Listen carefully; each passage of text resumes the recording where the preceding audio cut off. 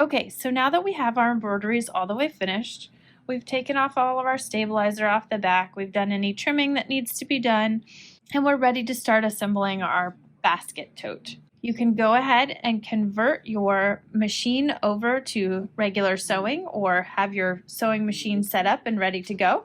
I do like to change my needle to a top stitch needle from the embroidery for doing this kind of sewing, and switch over my thread to an all-purpose polyester or 100% cotton would work great. From here, you're going to lay out your bag on your table, cutting surface area, whatever you have, and from the bottom edge of the bag, or the top edge, whichever end you'd like to, from the handle side, you're going to put a ruler on it. We're going to mark all the way across 6 inches from the handle side up.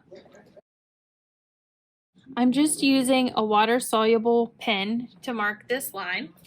And you're going to do both ends of your bag. You can do them both now, or you can wait until later when you're ready to start the other side and do that one then. Completely up to you. I'm going to go ahead and get both mine marked.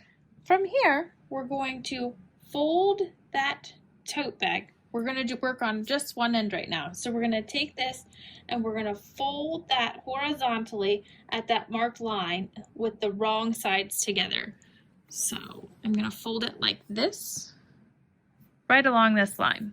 And then I'm going to take this to my pressing surface and I'm just going to press this right at that line.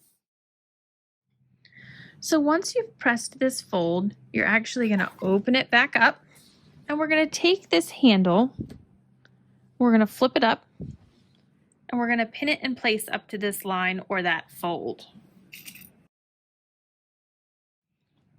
We're going to pin that up on both sides to make sure everything's laying nice and flat. Once it's pinned in place, we're going to take this to the sewing machine and we're going to sew a top stitch line right up both of the stitching lines, making sure to back stitch at the beginning and end, or fix stitch, either one, on both sides of each handle. So when I start to stitch, since I'm up on such a high thickness, first of all, I have already the layer of the handle, which is a double thickness, and the bag, which has a hem in it, so it has a double thickness. If I go to put my presser foot down, I'm going to be on quite a slope starting out. I want to make sure that my foot is a nice level starting point so that I can start stitching and get a nice even stitch instead of tiny little short stitch.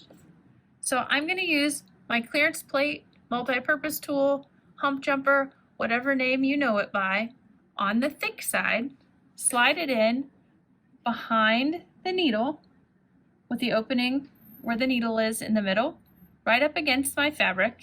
I'm going to put my presser foot down and I'm going to start to sew. As it starts to move forward, it's going to push this tool out from underneath.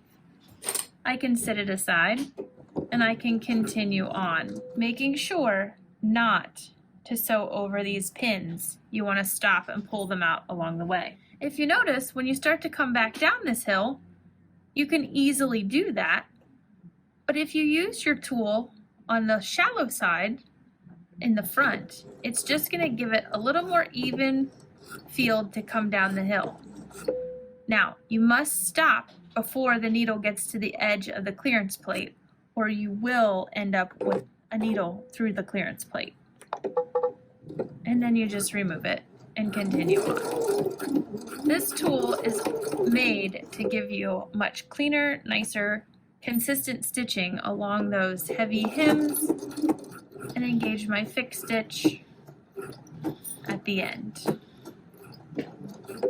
I can cut. I'm going to come back down to the other end and start all over. Put my needle in the down position, put my clearance plate in behind my foot. It's going to tie off at the beginning, start stitching. When I come around to the other side, when I start down my hill, I'm going to use the shallow side of my clearance plate, and then I'm just going to stitch along that edge up to my fold or my blue line, engaging my fixed stitch and cut. And I'm going to repeat this process on the other handle. When I get to the end, I'm going to engage my fixed stitch and cut. You might have noticed I was engaging my fixed stitch and my cut without moving my hands. I'm using the multifunction foot control, which allows me to set up multiple commands all with my foot. So if you haven't seen that, stop in and take a peek. We've got one set up in the store and it's a lot of fun to use. So once we have this side done, we're going to flip the bag around and we're going to do the exact same thing on the other side. So you're going to press that up to the fold, open it back up, pin those handles, and then stitch them. Remember, when you're stitching them, you're only stitching it to the one layer. We've got it opened back up. From here, our next step is going to be to take our crocheted edge ribbon trim, lay it across the bottom of each side, and pin it in place. We're going to repeat this step at the opposite end. Once we have both sides pinned in place, we're going to take it to the machine and we're going to top stitch along both edges of the trim. And remember, when you come upon that hump where it looks like you're starting to drive up a mountain, see here where this is angled up? We're going to use that hump jumper tool or that clearance plate. This time, probably on that low end side will be sufficient. I'm going to put the presser foot up and leave the needle down. And I'm going to use that to stitch over that handle to keep from getting short little stitches or getting stuck on that side. So as I approach that hill and my foot starts to go up at a peak, I'm just going to slide that clearance plate in behind and it's going to ease that up and over, and then I'm going to stitch the other side down just the same. Our next step will be to take your bag, fold it right sides together in half, lining up those crocheted trims and those side seams, and then pinning in place. And from here, we're going to sew up the side seams. Now that we've come to the machine where we've had the sides of our bag pinned up, we're going to start from the corners and we're going to sew to the end of the bag with a 1/2 inch seam allowance. And I always make sure I reverse at the ends. Before we open the bag right side out, you want to open these seams and press them. Next, we're going to turn the bag right side out, making sure to poke out those corners. So now we have the bag turned right side out, and we're going to make sure these corners are nice and cleanly poked out. You can use a point turner, a chopstick, whatever works best for you. I love the Suo Very Easy point and turner. That one's great. Clover has a really nice one that I use all the time too. From there, we're going to take this with right sides out and we're going to create our boxed corners. So this is what your bag should look like when you have it folded. Right sides out, your bunnies on the sides with your handles, and these two at nice even points.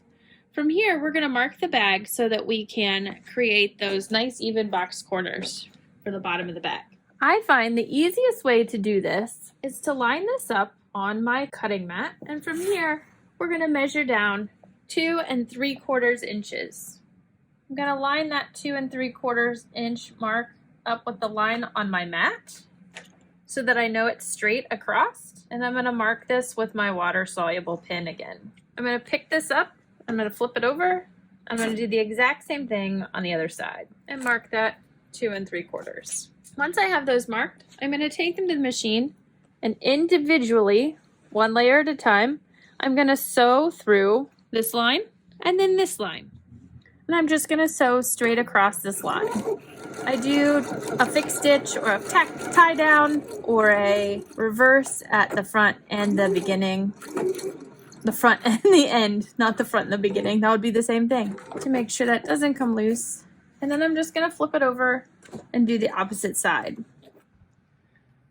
Now that I have my corners sewn and everything's ready to go, before I push my lining back into the inside of my basket, I want to erase these water-soluble lines. You can do that with a wet rag or a sponge. Sewline, who makes this water-soluble pin, also makes an aqua eraser pin, which is really nice because it just has the water in it. It takes away all of those markings, just easy peasy. And you can do the same thing at this end with these lines that we made. Now that we have this all stitched, we're going to take this and shove where we just did those corners back inside of our bag, poking those corners out to create our basket. I like to finger press this all the way around nice and even. If you have the skinny end of your ironing board or someplace you can hook this on and press around here, you're gonna get a nice crisp finish on the edge of your basket, and then you can just fill it up. And they're so cute and ready to go. I hope you all enjoyed creating this bunny basket, Easter basket with me. And if you have any questions, let me know, and we're always here for you. Thanks again. Have a great time.